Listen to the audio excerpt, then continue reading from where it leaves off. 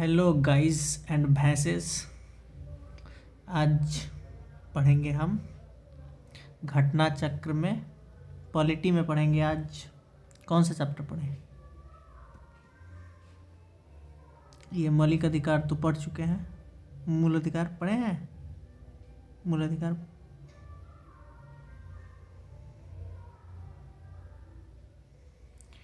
मौलिक नहीं पढ़े हैं शायद। मौलिक अधिकार पढ़ते हैं। चलिए स्टार्ट दिस क्विज।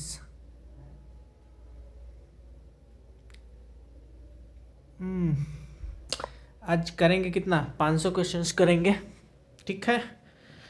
अभी इसमें पता नहीं कितना क्वेश्चंस है, इसमें शायद 83 क्वेश्चंस हैं और देखेंगे बाद में।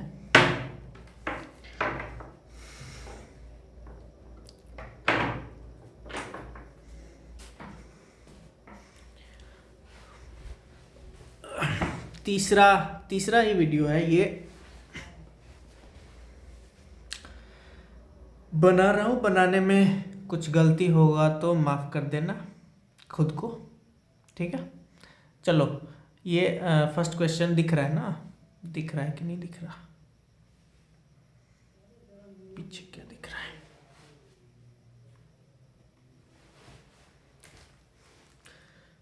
जो भी दिख रहा हो इग्नोर करना, मेरा घर नहीं है ये, ठीक है। फर्स्ट नंबर क्वेश्चन पे आओ। संविधान की प्रस्तावना के बारे में कौन सा कथन सही है? तो ये है कि ये तो बन चुका है, समाजवादी धर्मनिरपेक्ष शब्द 1950 में लागू संविधान के अंग नहीं थे। सही बात है। इनको 42nd अमेंडमेंट में लिखा गया। जब इंदिरा गांधी की सरकार थी तो उन्होंने 3 शब्द जोड़े थे, एक सोशलिस्ट और उसके बाद सेकुलर और एक अखंडता। 3 शब्द जोड़े थे इंदिरा गांधी की सरकार ने 42nd अमेंडमेंट में। तो ये संविधान के लागू होने के वक्त में ये नहीं था। ये बाबा साहब का जो संविधान था उस वक्त नहीं था ये धर्मनिरपेक्ष और समाजवादी।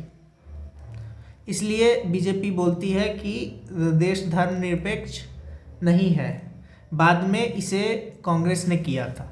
खैर चलो, निम्नलिखित में से किसने भारतीय संविधान की प्रस्तावना को हमारे संप्रभु प्रजातांत्रिक गणतंत्र की जन कुंडली तो मुंशी जी देखने आते हैं, तो मुंशी। इसमें तो आंसर दिया हुआ है यार। आई अच्छा चलो, भारत के संविधान के निर्माताओं का मत निम्नलिखित में से किसमें प्रतिबिंबित होता है? उद्देशिका। एक मिनट कोई आया है।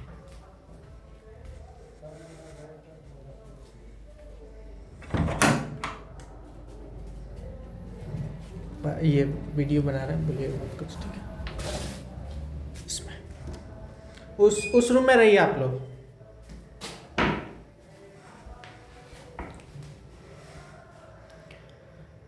यहां से करते हैं।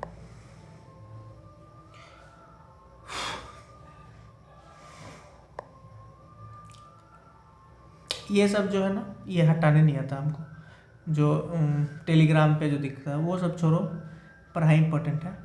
भारतीय संविधान के किस अनुच्छेद में विधि की सम्यक प्रक्रिया? वाह, विधि की सम्यक, इसमें 104 क्वेश्चन है, बढ़िया है। विधि उनको भी बोल दीजिएगा, ठीक है, दोनों लोगों को। विधि की सम्यक प्रक्रिया, ओह नहीं मालूम है तो हमको। 21 में जीवन का अधिकार है, विधि की सम्यक प्रक्रिया, ठीक है। 30 सेकंड है। 6 वर्ष की आयु से 14 वर्ष की आयु के बीच के सभी बच्चों को शिक्षा का अधिकार। अच्छा, 6 से 14 ये तो मूल अधिकार है। और ये किस में है? तो हम बोलेंगे आर्टिकल 21A में है। इसको फंडामेंटल राइट किया गया कि जो शिक्षा का अधिकार है वो सबको मिलना चाहिए। ये फंडामेंटल राइट है। अगर नहीं है तो आप कोर्ट में जा सकते हैं इसके लिए, ठीक है। आगे बढ़ो भाई। निम्नलिखित में से किस संवैधानिक संशोधन अधिनियम ने मौलिक अधिकारों की सूची से संपत्ति का अधिकार को हटाया? संपत्ति का अधिकार, ये 44वां संवैधानिक संशोधन में संपत्ति का अधिकार हटा दिया गया। उससे पहले संपत्ति का अधिकार फंडामेंटल राइट में था, समझे बेटा जी। भारतीय संविधान के निम्नलिखित में से किस अनुच्छेद में यह व्यवस्था की गई है कि सभी अल्पसंख्यकों को अपनी रुचि की शिक्षण संस्थाओं की स्थापना, हाँ तो ये 30 है। जितने भी माइनॉरिटी क्लासेस के हमारे देश के नागरिक हैं उनको अपनी वो धर्म वाला संस्थान स्थापित करने का उल्लेख चाहिए। देखिए, निम्नलिखित में से किस एक पहले किसी व्यक्ति की स्वतंत्रता का मानता है रक्षक? बंदी प्रत्यक्षीकरण। 30 सेकेंड है यार, समझा नहीं पा रहे हैं। बंदी प्रत्यक्षीकरण मतलब कोर्ट बुला सकता है किसी को, बंदी को, उसको अगर गलत पुलिस अरेस्ट की है तो कोर्ट बुला सकता है कि हमारे सामने प्रस्तुत किया जाए, ठीक है। यह संविधान में उल्लिखित होता है क्या? अधिकारों को मूल अधिकार कहा जाता है क्योंकि यह संविधान में उल्लिखित होता है, यह प्रजातांत्रिक होता है, यह लोक कल्याणकारी होता है। सभी संसद इसके विरुद्ध कानून नहीं बना, नहीं, ये 5 को छोड़ के सभी। आई क्या आंसर है इसका? 1, 4 और 5 संविधान में उल्लिखित होता है तो ये तो है ही, क्योंकि फंडामेंटल राइट कितना है? 12 से 32, ठीक है। दूसरा प्रजातांत्रिक होता है, फंडामेंटल राइट प्रजातांत्रिक होता है। प्रजातांत्रिक का क्या मतलब है? नहीं समझे। 2 नंबर हम तो नहीं समझे। 3 नंबर का लोक कल्याणकारी का होता है, नहीं, लोक कल्याणकारी तो डीपीएसपी होता है गुरु, तो 3 भी नहीं होगा। 2 तो समझ नहीं आया, 3 नहीं होगा पक्का। व्यक्तित्व विकास के लिए आवश्यक होता है, बिल्कुल आवश्यक होता है। इंसान के संपूर्ण व्यक्तित्व के लिए, संपूर्ण विकास के लिए फंडामेंटल राइट जरूरी होता है। चलो, संसद इसके विरुद्ध कानून नहीं बना सकती? बना सकती है गुरु, बना सकती है। फंडामेंटल राइट एब्सोल्यूट नहीं है।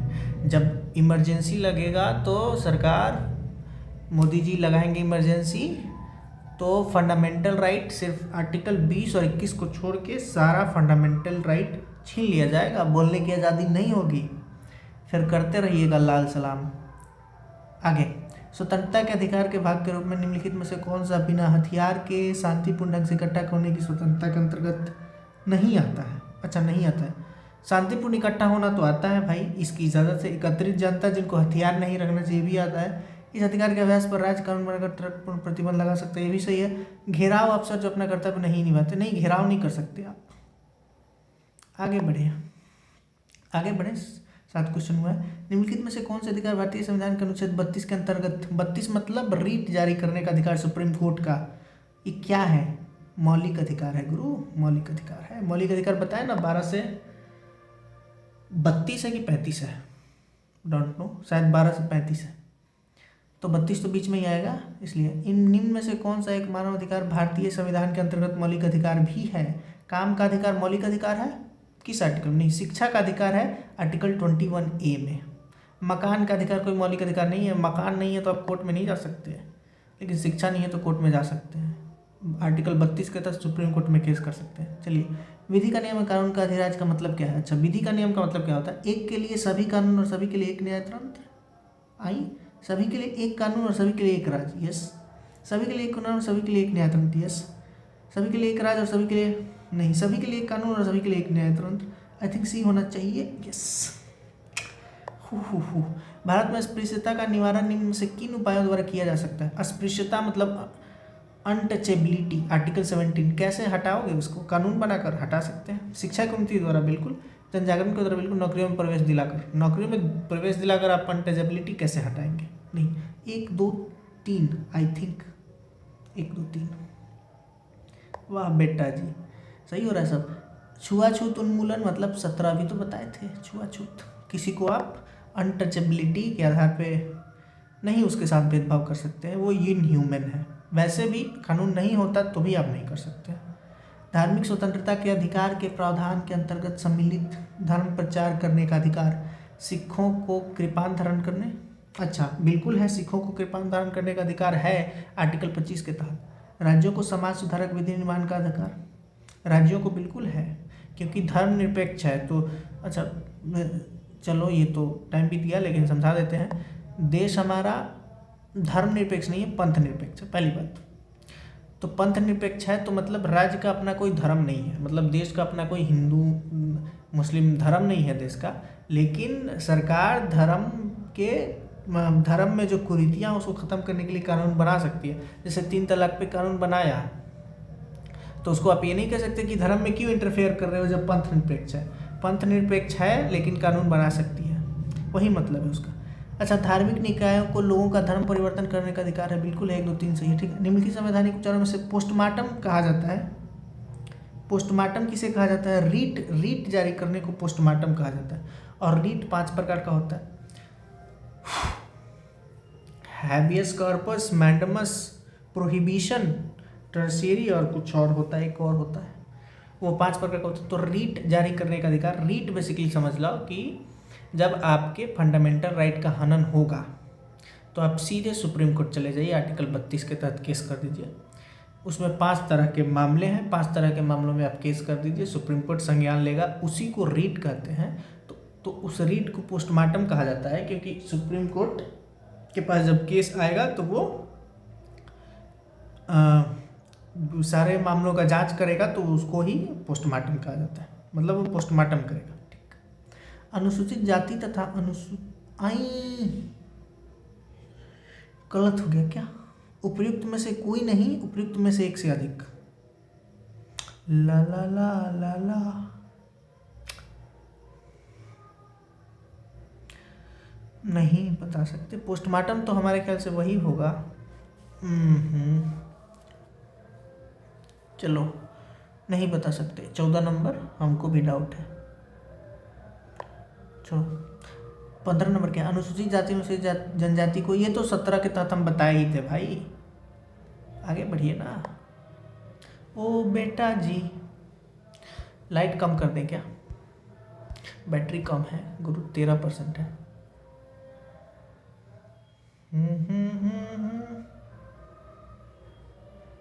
बैटरी 13% है, चलेगा गुरु।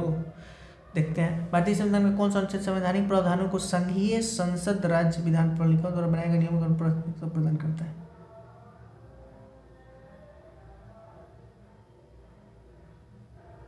क्या बोल रहे हैं, समझने दो पहले। भारतीय संविधान का कौन सा अनुच्छेद संवैधानिक प्रावधानों को संघीय संसद राज्य विधान पालिकाओं द्वारा बनाए गए कानूनों पर प्राथमिकता प्रदान करता है? हाँ, ये क्या है समझो। आर्टिकल 13 कह रहा है कि जैसे आपका संसद है कानून, या आपका विधान परिषद है, विधानसभा है, कानून बना दिया, ठीक है, कानून तो बना दिया, लेकिन उस कानून में अगर सुप्रीम कोर्ट को लगता है कि इसमें भाई फंडामेंटल राइट का उल्लंघन हुआ है, आप कुछ भी कानून नहीं बना सकते, तो जहाँ तक उस फंडामेंटल राइट का उल्लंघन हुआ है वहाँ से सुप्रीम कोर्ट उसको काट देगा और बोलेगा यहाँ तक नहीं चलेगा। वही बोल रहा है ये कि विधान पालिकाओं द्वारा बनाए गए कानूनों पर प्राथमिकता है सुप्रीम कोर्ट का, आर्टिकल 13 के तहत, मतलब उसको उसका अधिकार है, बॉस है भाई सुप्रीम कोर्ट। चलिए, किसी व्यक्ति को एक ही अपराध के लिए एक बार से अधिक अभियोजित और दंडित नहीं किया जाएगा। ये तो बात है, एक अपराध के लिए एक से बार अधिक 20(2) में है, आर्टिकल 20(2) याद कर लो, इसमें तो 20 ही है, हम बता दे रहे हैं। आर्टिकल 22 के तहत एक बार के लिए, मतलब एक अपराध, एक बार मर्डर करोगे तो 2 बार सजा नहीं मिल सकता, उसका मतलब यही है। चलो, व्यक्तिगत स्वतंत्रता के लिए उच्च न्यायालय निम्नलिखित में से किस रीट को जारी कर सकता है? उच्च न्यायालय व्यक्तिगत स्वतंत्रता के लिए हैबियस कॉर्पस, यस, बंदी प्रत्यक्षीकरण, मतलब बंदी को हमारे सामने प्रत्यक्ष करो, मतलब लाओ, ऐसे कैसे अरेस्ट कर दोगे किसी को। संविधान के अंतर्गत मूल अधिकारों का संरक्षक कौन है? मूल अधिकारों का संरक्षक आपका सर्वोच्च न्यायालय है, सुप्रीम कोर्ट। निम्नलिखित में से किस बात ने भारतीय संविधान के मूल संरचना के सिद्धांत की रूपरेखा प्रतिपादित की? मूल संरचना, ये इसको जिसको कहते हैं मौलिक ढांचा, ये इसमें केशवानंद भारती में मौलिक ढांचा का कॉन्सेप्ट सुप्रीम कोर्ट ने दिया था। इसमें तो टाइम नहीं है, समझाएंगे बाद में इसको। चलो, भारतीय संविधान के अनुच्छेद 13 का आ गया ना, जो हम बताए थे, मुख्य उद्देश्य निम्नलिखित में से किसके संदर्भ में संविधान की सर्वोच्चता सुनिश्चित करता है? मौलिक अधिकार, ये तो सिंपल है। आइए, भारत के संविधान का निम्नलिखित में से कौन सा अनुच्छेद प्रेस की स्वतंत्रता, प्रेस 19, बोलने का अधिकार, हम लेके रहेंगे आज़ादी, आर्टिकल 19। वर्तमान समय में भारतीय संविधान के अंतर्गत संपत्ति का अधिकार है, क्या है? संपत्ति का अधिकार पहले मौलिक अधिकार था, अब वैधानिक अधिकार हो गया। सुप्रीम सरकार ने कहा, उसको अमेंडमेंट 44 के तहत कहा कि अब वैधानिक में आइए। भारतीय संविधान के लिखित अनुच्छेदों में से कौन विधायन सत्ता पर पूर्ण नियंत्रण लगाता है? विधायन सत्ता पर पूर्ण नियंत्रण क्या मतलब है इसका? नहीं समझ रहा मुझको। कौन विधायक सत्ता पर पूर्ण नियंत्रण लगाता है? 17 तो नहीं होगा, 16 भी नहीं होगा, 14, 15, 14 मतलब समानता का अधिकार। अच्छा, समानता माने सब समान है, कानून की दृष्टि में सब समान है, कोई स्पेशल नहीं है, शायद क्वेश्चन वही कह रहा है। कानून को लागू करने के मामले में कोई विधान जो किसी कार्यपालक अथवा प्रशासनिक अधिकारी को अनिर्देशित एवं अनियंत्रित विवेकाधिकार देता है, भारत के संविधान के निम्नलिखित अनुच्छेदों में से किसका उल्लंघन करता है? अनियंत्रित आप किसी को अधिकार देंगे वो 14 का ही उल्लंघन होगा, क्योंकि सब समान है कानून में। तो ओ बेटा जी सही हो गया, मतलब वो हम सही समझे थे हम लोग। क्वेश्चन 25 हो गया गुरु। बढ़ते हैं। भारतीय संविधान का कौन सा अनुच्छेद व्यक्ति के विदेश यात्रा, ये तो मेनका गांधी वाला केस था। मेनका गांधी को विदेश नहीं जाने दिया जाता था, तो उन्होंने केस कर दिया सुप्रीम कोर्ट में। सुप्रीम कोर्ट ने कहा भाई विदेश यात्रा करना जीवन के अधिकार में आता है, वो मौलिक अधिकार है, नहीं रोक सकते। निम्नलिखित में से कौन संविधान के अनुच्छेद 21 के दायरे में नहीं आता है? नहीं आता है। मृत्युदंड नहीं आता है, मृत्युदंड नहीं आता है। एक चिकित्सक द्वारा घायल को चिकित्सा आता है। महिलाओं का लैंगिक उत्पीड़न आता है। पानी की गुणवत्ता को दूषित करना यस आता है। मृत्युदंड नहीं है। आप ये नहीं कह सकते कि जीने का अधिकार है तो हमको मरने का अधिकार दीजिए, खुद से मर जाए। कुछ एक दो देश हैं जो खुद से मरने के लिए वो देते हैं इजाज़त कि आप खुद से मर सकते हैं, बाकी सरकार तो यहाँ मार ही देती है, तो आप क्यों खुद से क्यों मरेंगे देश में। चलिए, संविधान के किस प्रावधान द्वारा अस्पृश्यता, ओ बेटा जी, संविधान के किन अनुच्छेदों के अनुसार ओबीसी को आरक्षण के प्रावधान किए गए हैं? ओबीसी, बहुत अच्छा सवाल है गुरु। 16(4) और 15(4) समझाएंगे कभी, मिलो फुर्सत में, इसको ऐसे नहीं समझाएंगे। निम्नलिखित में से किसको संविधान द्वारा मौलिक अधिकारों को लागू करने की शक्ति दी गई है? किसको संविधान द्वारा मौलिक अधिकारों को, किसको? उच्च न्यायालय और सर्वोच्च न्यायालय को। सुप्रीम कोर्ट को आर्टिकल 32 में और उच्च न्यायालय को आर्टिकल 226 में। भारतीय संविधान का कौन सा अनुच्छेद अस्पृश्यता, कई बार पूछवा बबुआ। निम्नलिखित में से किसके द्वारा संपत्ति के मूल अधिकार का लोप किया गया? ओए, मूल अधिकार बोले ना 42 नहीं 44वां संविधान संशोधन, इसको ला दिया गया 12 भाग चैप्टर 12 में आर्टिकल 300A में। चलो, एक ऐसी याचिका जो न्यायपालिका द्वारा जारी की जाती है तथा जिसमें कार्यपालिका से कहा जाता है कि वह ऐसा कार्य करे जो उसे प्रदत्त शक्तियों के अंतर्गत करना चाहिए था। जिसमें कार्यपालिका से कहा जाता है कि वह ऐसा कार्य करे जो उसे प्रदत्त शक्तियों के अंतर्गत करना चाहिए। अच्छा, हम इसमें सुप्रीम कोर्ट फटकार लगाता है, मैंडेमस है क्या? यस, सुप्रीम कोर्ट फटकार लगाता है सरकार को कि देखो बेटा, जो तुम्हारा जो दायरा है उसी में काम करो, अभी बैठे हुए हैं हम ऊपर। उच्चतम न्यायालय के किस मामले के निर्णय के कारण संविधान के अनुच्छेद 21 के कार्यक्षेत्र का विस्तार कर शिक्षा के अधिकार को शामिल किया गया? उन्नी कृष्णन बनाम आंध्र प्रदेश, ये कोर्ट में गए थे और बोले थे भाई शिक्षा का अधिकार मौलिक अधिकार है, हम 6 से 14 वर्ष के बच्चों को ये मैंडेटरी कीजिए, अगर सरकार नहीं पढ़ा रही है तो सरकार पे केस होगा। तभी तुम देखना सर्व शिक्षा अभियान आया। उन्नी कृष्णन जी का हाथ था उसमें। भारत में संपत्ति के अधिकार की क्या स्थिति है? यह विधिक अधिकार है जो किसी भी व्यक्ति को प्राप्त है, यह विधिक अधिकार है जो केवल नागरिकों को प्राप्त है। संपत्ति का अधिकार मूल अधिकार तो नहीं है, ये तो नहीं होगा, मुझे लगता है बी होगा, नहीं ए होगा। अच्छा, किसी को भी प्राप्त है, मतलब कोई भी आके, विदेशी भी आके यहाँ संपत्ति कर सकता है, जमा कर सकता है। यही होगा ना, यही होगा, हम गलती कर दिए।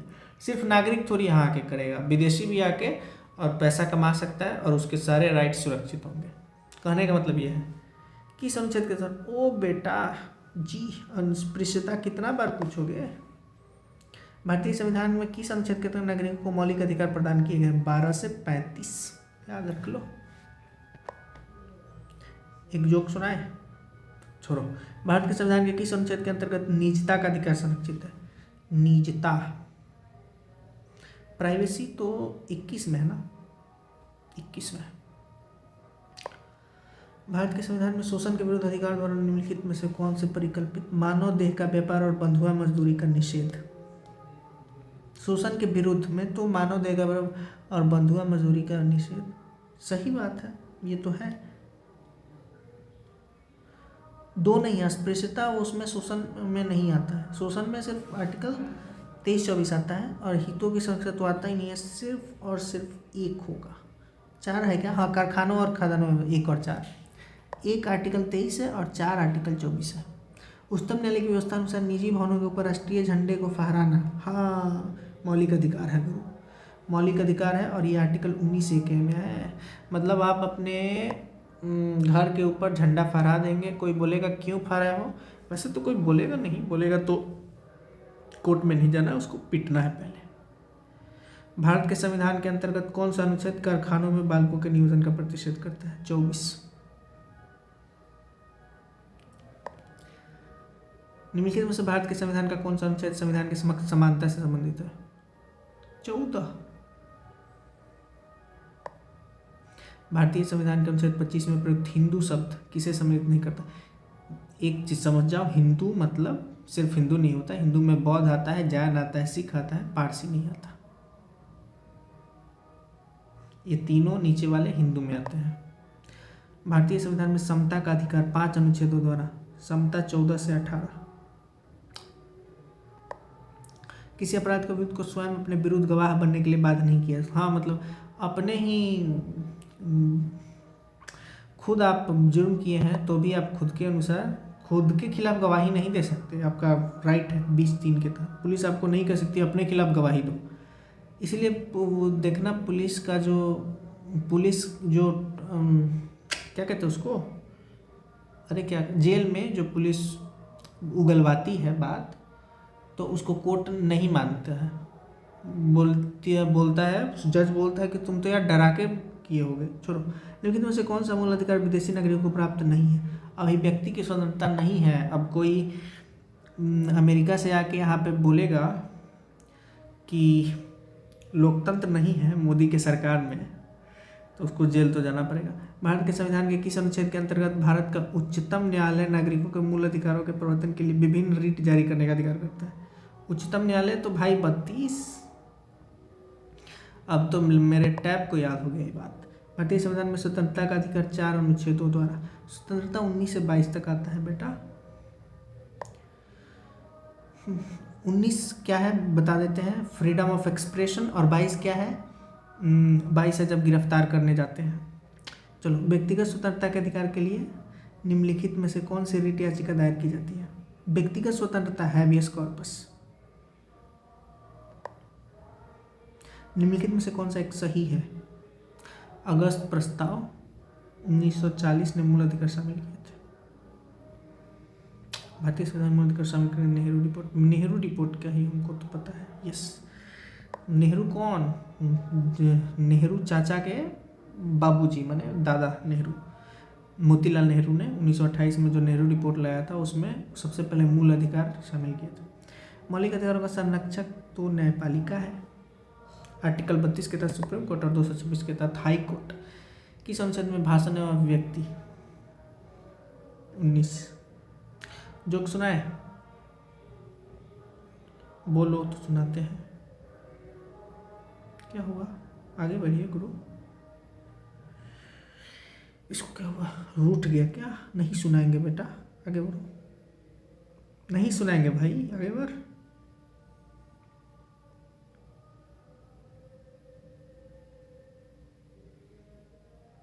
जोक सुनाते हैं, चलो।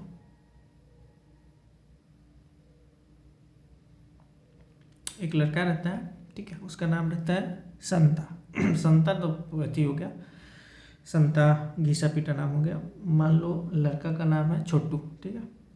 तो छोटू जाता है डॉक्टर के पास, डॉक्टर को बोलता है कि डॉक्टर साहब मेरे को ना बीमारी हो गया है, मैं रात को सोता हूँ ना, तो मेरे सपने में, रोज़ सपने में बंदर फुटबॉल खेलते हुए आते हैं, दवा दो।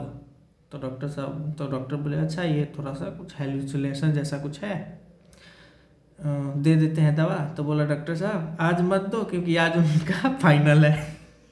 कल से दवा खाएंगे। ठीक है, हो गया। अच्छा ये 52 तक था क्या? 104 तक था।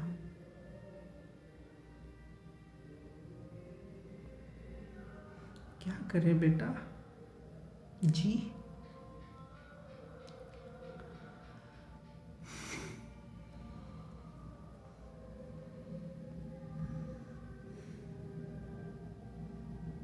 यहाँ से तो कुछ नहीं होगा, यहाँ से क्या होगा? Create new quiz.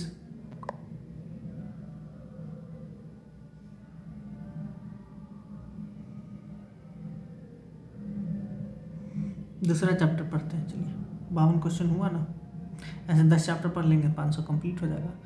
बस मेरा वो धोखा दे देगा, मेरा टैब।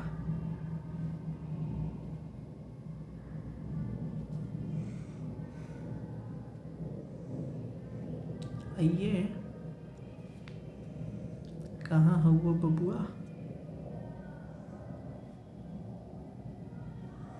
चलो एक शेर सुनाएंगे हम, ठीक है? मूल अधिकार हो गया ना।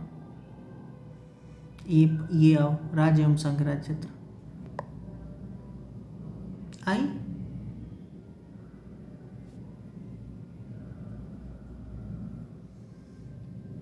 बैगन।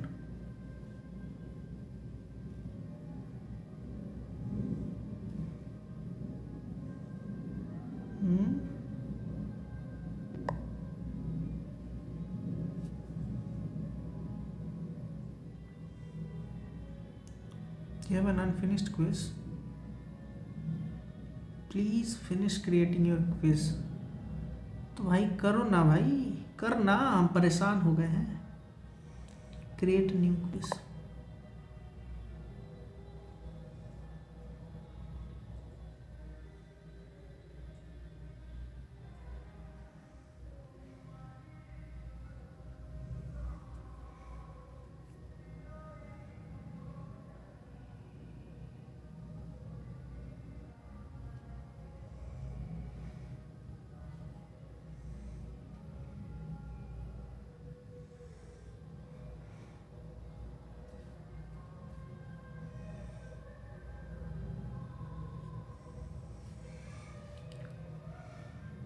ये डिग्रियों के परिंदे, ये रोल ऑफ ऑनर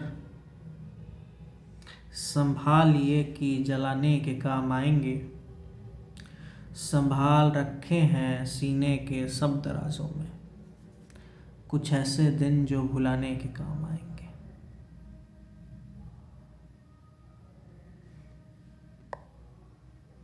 बट धोखा दे दिए तो बीच में। दूसरा कुछ फिर खोजना पड़ेगा।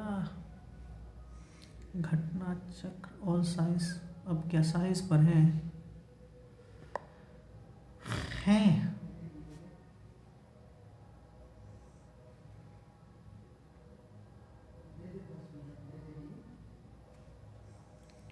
मज़ा तो नहीं आया हमको यार, सवाल बनाना था बहुत ज़्यादा। स्टार्ट क्विज इन ग्रुप, ये क्या है? खर्चा पानी,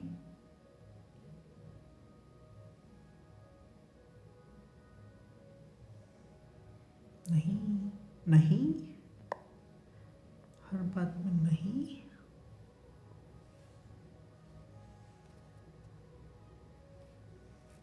छोड़िए।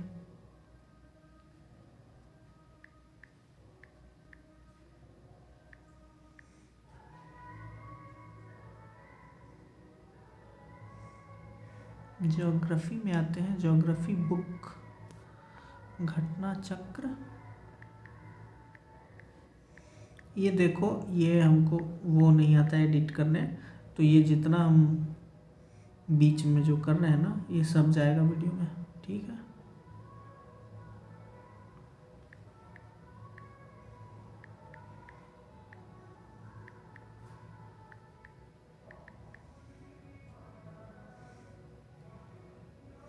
तो ज़्यादा यहाँ होशियारी नहीं झाड़ना है, ठीक है?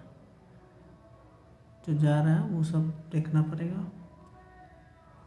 सीख लेंगे जब, तो ये सब हटा देंगे बकैती।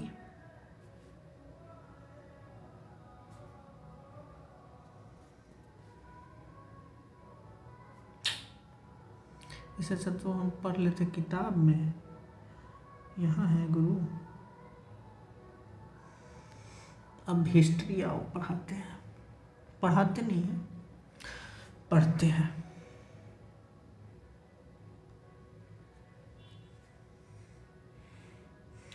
अगर जो मेरा टैब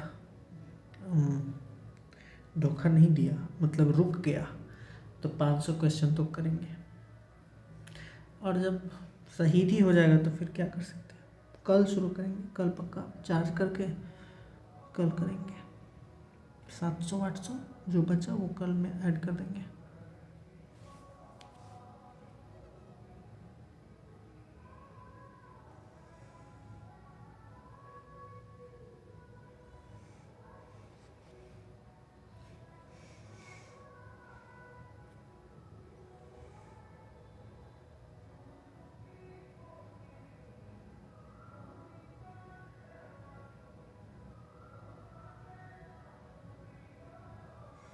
कोई दिल में काबू कर गया। कहाँ खुल रहे हो भाई साहब, हम तो समझे थे मोहब्बत की लड़ाई साहब, आप तलवार उठा लाए हैं भाई साहब।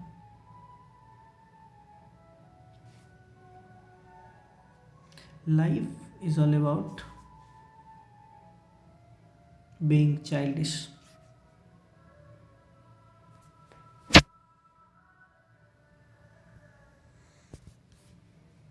ठीक है,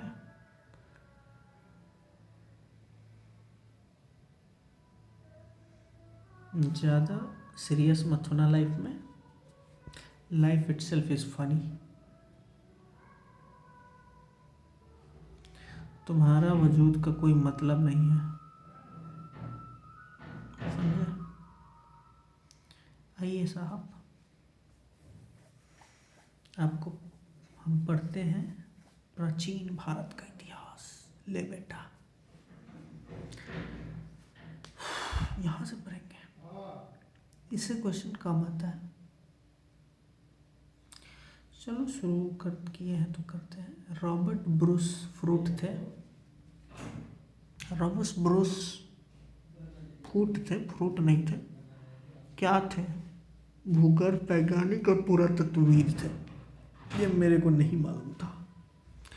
1863 ईस्वी में भारत में पाषाणकालीन बस्तियों के अन्वेषण की शुरुआत की। अतः स्पष्ट है कि इस प्रश्न का उत्तर विकल्प ए और बी दोनों ही हो सकते हैं।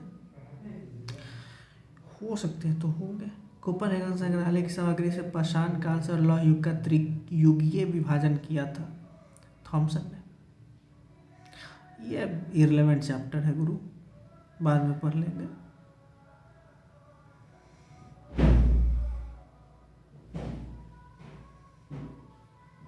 मेन चैप्टर तुम्हारा स्टार्ट होता है हड़प्पा से।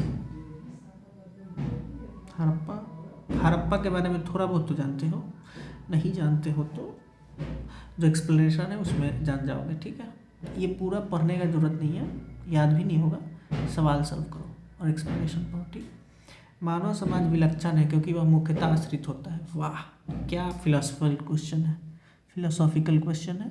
मानव समाज विलक्षण है, क्या बात है, क्योंकि वह मुख्यतः आश्रित होता है संस्कृति पर नहीं, धर्म पर नहीं, विज्ञान पर नहीं, अर्थव्यवस्था पर।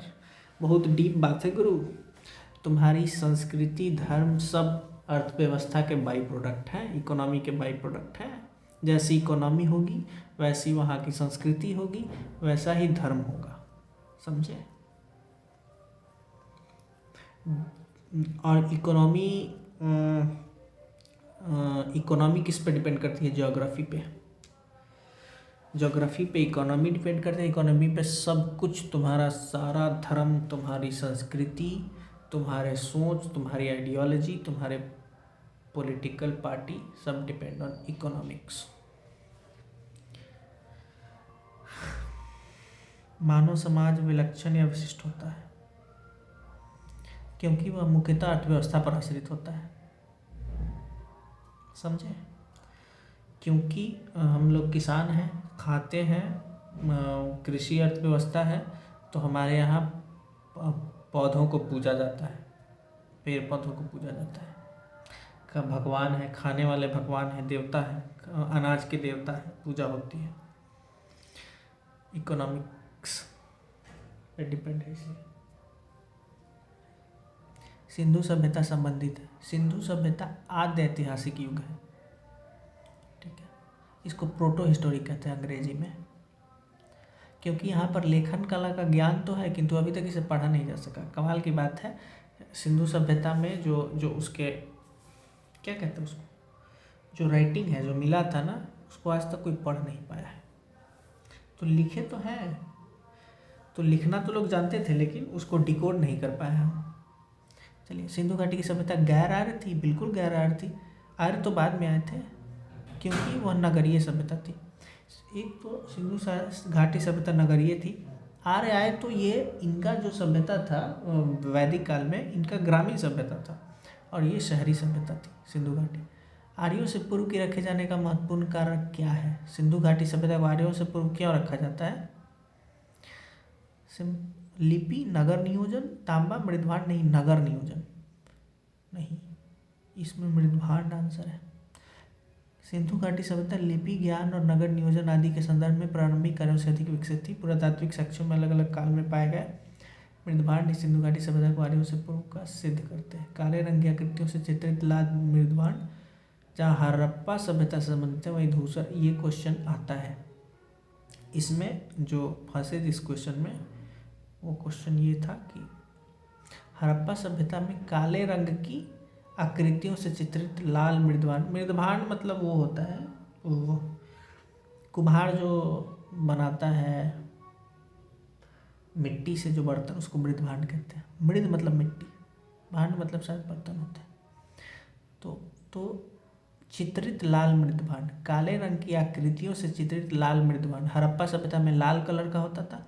और धूसर मतलब ये हल्का लाल कलर है, धूसर ये आर्यों से मतलब वैदिक सभ्यता में। तो ये क्वेश्चन आता है, समझ जाओ। हड़प्पा में याद कर लो, हड़प्पा में लाल, रेड डीप रेड, और इसमें धूसर। धूसर कोई कलर है, दूसर में धूसर चलो, मतलब कि दूसरा याद करना होगा ना, कि हड़प्पा में तो लाल और जो दूसरा है, दूसरा मतलब आ रहा है उसमें धूसर। सिंधु घाटी संस्कृति वैदिक सभ्यता से भिन्न थी, क्यों भिन्न थी भाई? इसके पास विकसित शहरी जीवन की सुविधाएं थी, सही बात है। इसके पास चित्रलेखीय लिपि थी, सही बात है। इसके पास लोहे और रक्षा शस्त्रों के ज्ञान का अभाव था। हाँ, आर्यों के पास लोहे का हथियार था, अब उनके पास लोहा से हथियार बनने की तकनीक थी, लेकिन सिंधु घाटी के पास नहीं थी। चलिए, सिंधु संस्कृति की जानकारी का मुख्य स्रोत क्या है? शिलालेख? नहीं, शिलालेख तो मिला नहीं कहीं। पक्की मिट्टी के मोहरों पर अंकित लेख नहीं था, मुहर थे पर उसमें लेख नहीं था। पुरातात्विक खुदाई, हाँ ये मेन है, पुरातात्विक खुदाई मोहनजोदड़ो और हड़प्पा की खुदाई में ये पाए गए। निम्नलिखित में से कौन सा सिंधु घाटी की सभ्यता पर प्रकाश डालता है? शिलालेख नहीं, पुरातत्व संबंधी खुदाई, वही क्वेश्चन है। सिंधु घाटी के निवासियों की सभ्यता को जानने का मूल स्रोत क्या है? मुहरे मिली तो हैं, बर्तन, जेवर, हथियार और औजार भी मिले हैं, मंदिर तो नहीं मिला है, लिपि मिला है पर पढ़ा नहीं गया है। तो मूल स्रोत क्या हुआ? मुहर, आई थिंक, यस।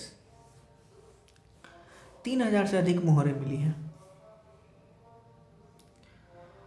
चलिए, कौन किसको खोजा है? ये नहीं खोजा नहीं है। सिंधु सभ्यता जब खत्म हुई, हम आपको बता दें तो जो हिस्टोरियंस है सब अपना अपना मत दिया कि भाई ख़त्म कैसे हुई। तो कुछ ने कहा बाढ़ आ गया था, कुछ ने कहा आर्यों का आक्रमण था, कुछ ने कुछ कहा। तो जो एक J.H. मैके साहब थे, इन्होंने कहा सुमेर से लोगों का पलायन। अब सुमेर एक शहर था, वहाँ से लोग आए, ये वो बोले थे। मार्टिमर विलर बोले पश्चिमी एशिया से सभ्यता के विचार का प्रवसन।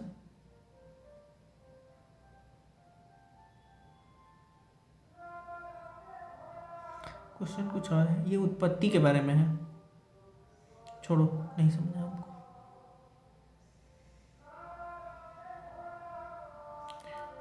हाँ, ये है कि हड़प्पा किस शहर को किसने खोजा था? तो हड़प्पा को दयाराम साहनी ने खोजा था, ये बच्चे को याद है। 19 हमको तो याद है 1921 में, ये कुछ अलग दे रहा है। अच्छा चलो, हड़प्पा को दयाराम साहनी ने खोजा था। हस्तिनापुर पांडव वाला हस्तिनापुर को बीबी लाल ने खोजा था। ठीक है, तक्षशिला को जॉन मार्शल ने खोजा था। कौशाम्बी को मजूमदार साहब ने खोजा था। याद कैसे करोगे? हड़प्पा तो तुमको पता है दयाराम साहनी, याद तो करना नहीं है इसमें। हस्तिनापुर बीबी लाल मतलब हस्तिनापुर मतलब पांडव की बीबी के कारण जो हुआ था महाभारत, तो हस्तिनापुर से बीबी याद कर लेना।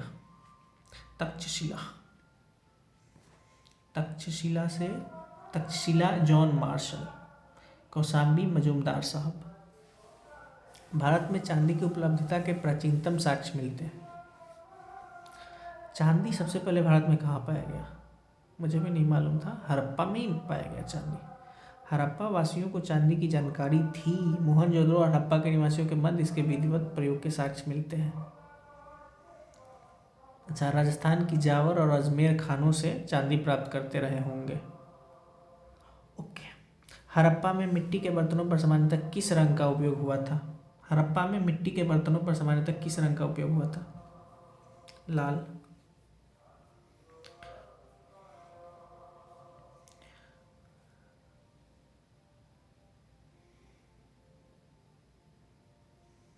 लाल, ये तो हम पहले बताए थे गुरु। और आर्यों में धूसर। दो ही चीज़ तो हमको याद करना था, एक तो हड़प्पा में लाल और आर्यों के पास वैदिक काल में धूसर। दूसरा, हड़प्पा का खोज किया था दयाराम साहनी ने। देखो रिकॉल किया जाए, हड़प्पा दयाराम साहनी। हस्तिनापुर की तो बीबी के कारण झगड़ा हुआ था, तो बीबी लाल। कौशाम्बी मजूमदार साहब, और एक क्या था, एक भी तो था, हाँ तक्षशिला था, जॉन मार्शल। तक्षशिला उखाड़ देता है जॉन अब्राहम अपना। तक्षशिला जॉन मार्शल, ऐसे याद कर लो। मूर्ति पूजा का आरंभ कब से माना जाता है? पूर्व, यस। हड़प्पा में अब देखिएगा मूर्ति पूजा नहीं होती थी। पूर्व आर्य, जिसको हम क्या, ये पूर्व वैदिक काल से भी पहले शायद में पूर्व मूर्ति पूजा का प्रारंभ पूर्व आर्य काल से माना जाता है। सिंधु सभ्यता में मूर्ति पूजा प्रचलित थी। आई इसका उदाहरण एक सिंधु स्थलों से प्राप्त मातृ देवी की मूर्तियों तथा मोहरों पर प्राप्त चित्र है। ये बोल रहा है कि सिंधु सभ्यता में मूर्ति पूजा प्रचलित थी। अच्छा, मंदिर नहीं होता था लेकिन मूर्ति की पूजा होती थी। जैसे देवी माता का पूजा होता था, मातृ देवी की मूर्ति, और शंकर भगवान का पूजा होता था। मूर्ति था, याद रखो, हड़प्पा में मूर्ति था, मंदिर नहीं था। ठीक। निम्नलिखित पशुओं में से किस एक का हड़प्पा संस्कृति में पाई मुहरों और टेराकोटा कलाकृतियों में निरूपण नहीं हुआ था? अच्छा, मेरे ख्याल से गाय का नहीं हुआ था, क्योंकि गाय तो आर्य इसको मानते थे। क्या मानते थे यार? अघन्या जिसको कहते हैं, ना मारने योग्य, क्योंकि गाय वो पशु था। बैटरी मेरा ख़त्म हो गया, यहीं से वो डालना होगा। चलो इसको कर लेते हैं, कहाँ तक करेंगे, इसीलिए मज़ा नहीं आता ना। अच्छा, जहाँ तक होगा उसके बाद ना फिर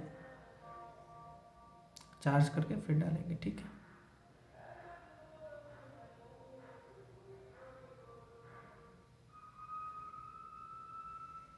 चलिए 25 तक कर लेते हैं, 30 तक कर लेते हैं, ठीक है।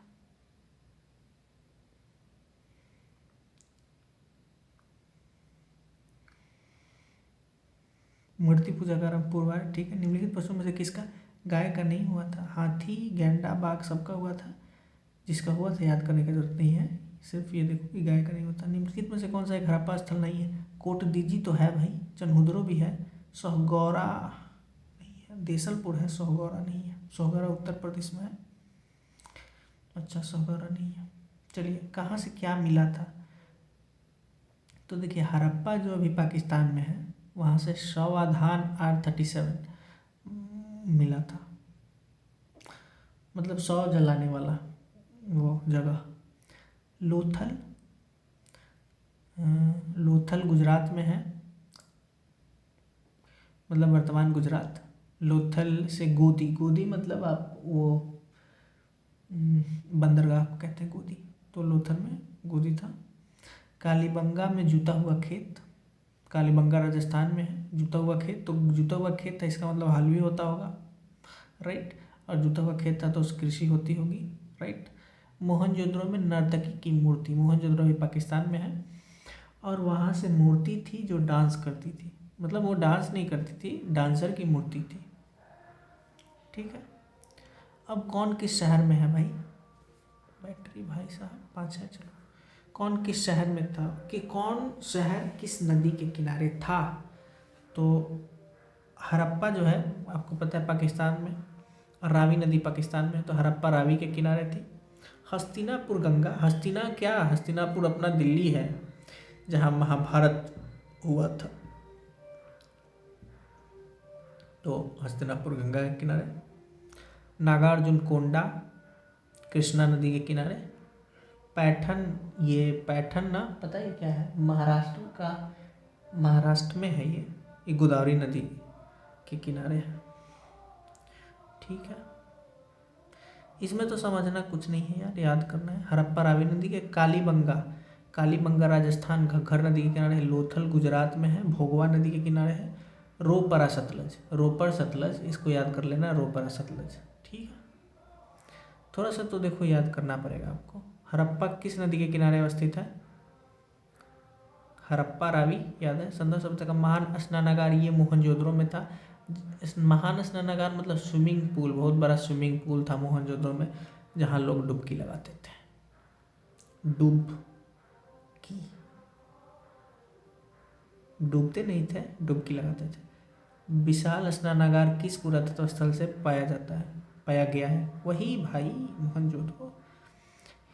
सिंधु सभ्यता के बारे में इनमें से कौन सा कथन झूठा है। नगर में नालियों की सुदृढ़ व्यवस्था थी, हाँ भाई शर्म आनी चाहिए, अभी तक हमारे देश में नाली की व्यवस्था नहीं है, और सिंधु सभ्यता में सुदृढ़ व्यवस्था थी नालियों की। व्यापार और वाणिज्य उन्नत दिशा में था, हाँ भाई सोना चांदी का व्यापार होता था। मातृदेवी की उपासना की जाती थी, हाँ भाई मातृसत्तात्मक समाज था वो। लोग लोहे से परिचित थे, नहीं लोहा तो आर्य लाए थे। सैंधव सभ्यता कांस्य युगीन सभ्यता थी, हाँ मतलब कांसा, कांस समझते हो, तो क्या समझते हो तुम, कांस नहीं समझते तुम। कांसा होता है एक जो टीन और तांबा से मिलके बना होता है, तो इसे तुम क्या समझे कि टीन और तांबा से मिलके बनता था कांसा, मतलब उनके पास वो तकनीक था कि टीन और तांबा को मिला के और कांसा बनाएंगे, मतलब वो साइंस उनके पास था।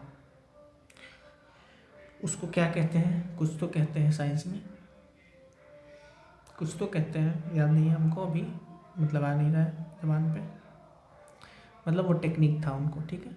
यहाँ के लोग लोहे से परिचित नहीं थे, क्योंकि लोहा तो आर्य लाए थे, वो लोहे के हथियार बड़े बड़े उनके पास था। मातृदेवी की उपासना के साक्ष्य मिलते हैं, मातृदेवी की उपासना के अनेक साक्ष्य सिंधु नगरों से मिलते हैं, जिससे प्रमाणित होता है कि मातृदेवी की उपासना की जाती रही होगी, अच्छी बात है। चलिए, सिंधु घाटी सभ्यता जानी जाती है अपने नगर नियोजन के लिए, यस। मोहनजोदड़ो और हड़प्पा के लिए, यस। अपने कृषि संबंधी कार्य के लिए, यस, कृषि तो होती थी। अपने उद्योगों के लिए, यस, सभी। सिंधु घाटी सभ्यता की प्रमुख विशेषता नगर नियोजन को माना जाता है। साथ ही हड़प्पा और मोहनजोदड़ो सिंधु घाटी सभ्यता के 2 प्रमुख नगर थे। हड़प्पा, ये तो पता ही है, दो प्रमुख नगर थे। आगे बढ़िए। आलमगीरपुर कहाँ है, उत्तर प्रदेश में, सही बात है। लोथल गुजरात में है। कालीबंगा, कालीबंगा राजस्थान में है, हरियाणा में नहीं है। रोपरा सतलज पंजाब में।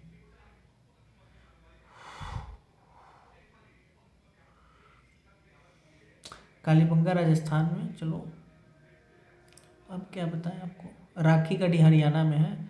आलमगीरपुर उत्तर प्रदेश में। दैमाबाद महाराष्ट्र में है, जो इसका दक्षिणी छोर है वो दैमाबाद महाराष्ट्र में है। बनावली हरियाणा में। और राखी गढ़ी राजस्थान में नहीं है, राखी गढ़ी हरियाणा में है।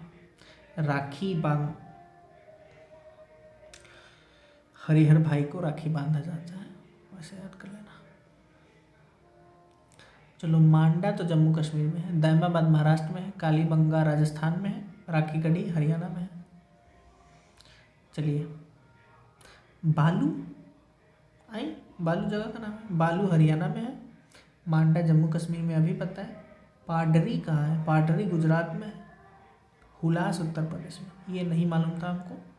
क्या नहीं मालूम था? बालू जो है, बालू हरियाणा में है, बालू हरियाणा में है। मांडा तो पता है जम्मू कश्मीर में, पाडरी गुजरात में, नाम से ही लग रहा है फाफरा वगैरह कुछ नाम है ना वो। पाडरी गुजरात, हुलास उत्तर प्रदेश। चलो, सुरकोटदा गुजरात में। चलो, मोहनजोदड़ो निम्नलिखित में से कहाँ पर स्थित है? पाकिस्तान के सिंध प्रांत में। चनहुद्रो के उत्खनन का निर्देशन किया था। चनहुद्रो में मनका बनाने का कारखाना था। मनका क्या होता है? मनका शायद वो लेडीज़ का ना कुछ तो मेकअप होता है। मेकअप मतलब पोतने वाला नहीं, मेकअप मतलब कि ये चूड़ी जैसा कुछ होता है मनका। मुझे नहीं मालूम, कभी पहने नहीं है, पहन के तो बताएंगे तुमको, ठीक है। चनहुद्रो के उत्खनन का निर्देशन किया था जेएच मैके। चनहुद्रो के उत्खनन का निर्देशन किया था जेएच मैके। इसको याद कीजिए आप, चनहुद्रो मैके साहब, मैके गए थे चनहुद्रो साहब।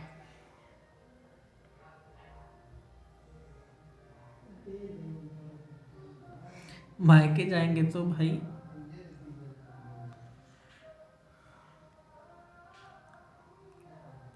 चनहुद्रो साहब मायके गए थे,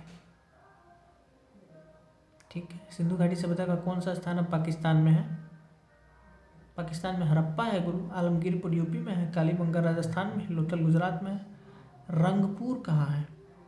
रंगपुर सौराष्ट्र, सौराष्ट्र मतलब गुजरात, रंगपुर गुजरात में है, याद रख लीजिए। दधेरी कहाँ है? दधेरी पंजाब में है। सिंधु सभ्यता का कौन सा स्थान भारत में स्थित है? हड़प्पा तो पाक में है, मोहनजोदड़ो भी पाक में है, लोथल गुजरात में है। मोदी जी,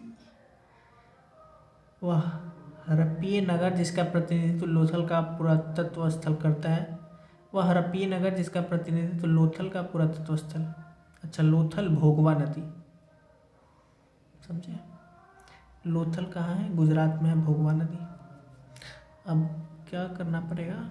अचानक हमको डर लग रहा है बैठ न जाए, तो पता नहीं रिकॉर्ड होगा कि नहीं होगा। यूट्यूब पे तुम लोगों के लिए डालना है। चलो, हड़प्पा सभ्यता स्थल लोथल गुजरात में है। सिंधु घाटी सभ्यता का पत्तन नगर था। पत्तन नगर समझते हो? पत्तन मतलब वो बंदरगाह वाला नगर। लोथल गुजरात। एक चीज़ पता है, छोड़िए, निम्नलिखित में से कौन सा एक हड़प्पा का बंदरगाह है? लोथल। चलिए बता देते हैं, फिर आया तो। ये जहाँ लोथल है ना, यहाँ पे अभी एक शहर बन रहा है गुजरात में, स्मार्ट सिटी, क्योंकि बंदरगाह था ना यहाँ पे। तो वो होता क्या है कि पानी से अगर आप सामान बेचिएगा ना तो सस्ता पड़ता है, बशर्ते रोड से ले जाइएगा ना सामान बेचने के लिए, बनाइएगा तो बेचने के लिए ले तो जाना है, तो बेचने के लिए ले जाइएगा तो रोड से अगर 10 रुपये लगेगा तो पानी में 3 रुपया लगता है, 3 रुपया से चल जाइएगा तो कम पैसा लगेगा। तो क्या होगा? सामान का दाम कम होगा, सामान का दाम कम होगा तो क्या होगा? मार्केट में आपका दाम कम होगा तो लोग आपके सामान खरीदेंगे, तो उससे एक्सपोर्ट बढ़ता है देश का। समझे गुरु? निम्न में से किस हड़प्पा कार्यस्थल से हल का टेराकोटा? हल याद करो, बनावली राजस्थान में बोले थे कि जुते हुए खेत मिले, तो खेत मिलेगा तो हल तो मिलेगा बनावली राजस्थान में नहीं। ये कह रहा है हरियाणा के फतेहाबाद में है बनावली। अच्छा, बनावली हरियाणा में है, ठीक है। तो मतलब कहने का मतलब कि राजस्थान में सबसे पहले खेत, जुता हुआ खेत मिला था, इसका मतलब ये नहीं होता है कि राजस्थान में ही मिला था, सबसे पहले मिला था। वो तो सिर्फ राजस्थान में ही थोड़ी खेती होती होगी, तो बाकी लोग क्या खाते होंगे? समझे बात को? नहीं समझे? राजस्थान में सबसे पहले जुता हुआ खेत मिला था और हल पाया गया था हरियाणा के बनावली में। निम्नलिखित में से कौन सा सिंधु घाटी की सभ्यता से संबंधित स्थल नहीं है? पाटलिपुत्र नहीं है। हम लोग मगध में आएंगे राज करने, हम लोग ये सब नहीं गेम खेलते। हड़प्पा में, महाभारत में हड़प्पा का बृहद स्थल है राखी गढ़ी हरियाणा। राखी बांधते हैं ना हरिहर भाई। भारत का सबसे बड़ा हड़प्पन पुरा स्थल है, हाँ ये सबसे बड़ा हड़प्पन पुरा स्थल राखी गढ़ी, याद कर लो। जो सबसे बड़ा जो एरिया के रूप में है वो हरियाणा में है राखी गढ़ी भारत में। पाकिस्तान में आई गेस मोहनजोदड़ो है और ओवरऑल मोहनजोदड़ो है। मोहनजोदड़ो में क्या था? स्विमिंग पूल मिला था और अनाज को रखने के लिए बनाया गया था घर जैसा। ठीक,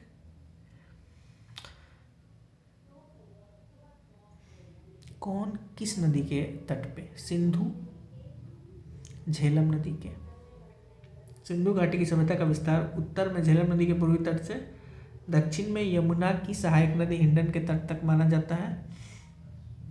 कोई नहीं, इग्नोर कीजिए। सिंधु घाटी के लोग विश्वास करते थे आत्मा और ब्रह्म में। नहीं, आत्मा का कॉन्सेप्ट नहीं था तब। कर्मकांड में कह सकते हैं, कर्मकांड कर्मकांड में ना कह तो सकते। यज्ञ तो नहीं होता था, यज्ञ तो आर्य लाए थे, मातृशक्ति में तो करते थे। इसको भी नहीं मालूम है, ये भी स्टार देके छोड़ दिया है। अग्नि कुंड यज्ञ विधिकाएं प्राप्त हुई हैं मृतकों के साथ दैनिक उपयोग की वस्तुओं के दफनाने में से आत्मा में विश्वास का भी अनुमान लगाया जाता है। फिर भी कई विद्वान इन्हें मुख्यतः मातृशक्ति का उपासन मानते हैं, लेकिन निश्चित तौर पर इस प्रश्न का उत्तर नहीं दिया जा सकता। हाँ भाई, कन्फ्यूजिंग है, छोड़ो। सिंधु घाटी के लोग पूजा करते थे पशुपति शिव की, बिल्कुल करते थे। इंद्र और वरुण की नहीं, ये तो आर्य आए ना तो आर्य करने लगे। भगवान इंद्र और वरुण की पूजा, ब्रह्मा की नहीं, विष्णु की नहीं। सिंधु घाटी के लोग पशुपति शिव की पूजा करते थे, क्योंकि जहाँ शिव है वहीं सत्य है। इसका निर्माण मोहनजोदड़ो से प्राप्त एक मुहर है जिस पर योगी की आकृति बनी है। शिव से बड़ा योगी, शिव को इसलिए आदि योगी कहा जाता है। शिव का कॉन्सेप्ट पता है तुमको? नहीं पता ना, छोड़ो। तुम वो देखो कार्टून नहीं, वो एनिमी देखो तुम, छोड़ो। मोहनजोदड़ो एवं हड़प्पा की पुरातात्विक खुदाई के प्रभारी थे जॉन मार्शल साहब महानिदेशक थे। ओ भाई तुम बता के जाइए भाई, एक बार चीख देना। चीख ही रहा है, 3 हो गया। चलिए, सिंधु घाटी सभ्यता को खोज निकालने में जिन 2 भारतीयों का नाम जुड़ा है, राखालदास बनर्जी और दयाराम साहनी हड़प्पा और राखालदास बनर्जी आई गेस मोहनजोदड़ो। ठीक है, और जॉन मार्शल 1921 में थे। चलिए इसको बंद करते हैं। ठीक है, कितना तक हुआ? 52 तक। ठीक है, तो बढ़ा दे क्या 60 तक। चलो, इनके में से कौन सुमेलित नहीं है? ये तो याद करना पड़ेगा, हमको भी याद नहीं करो।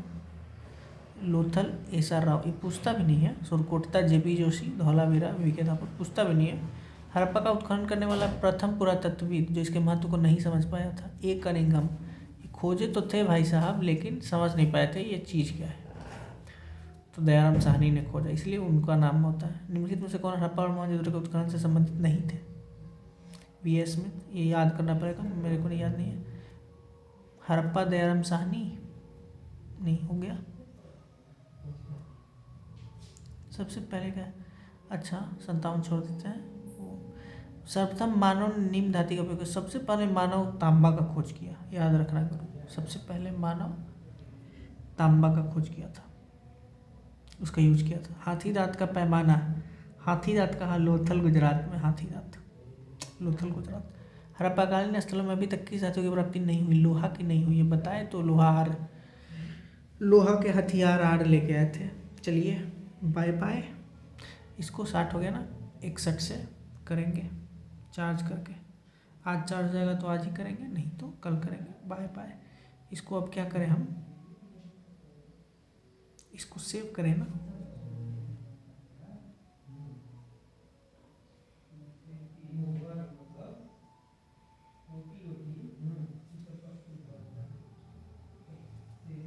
सेव हो जाए ना, सेव हो जाए।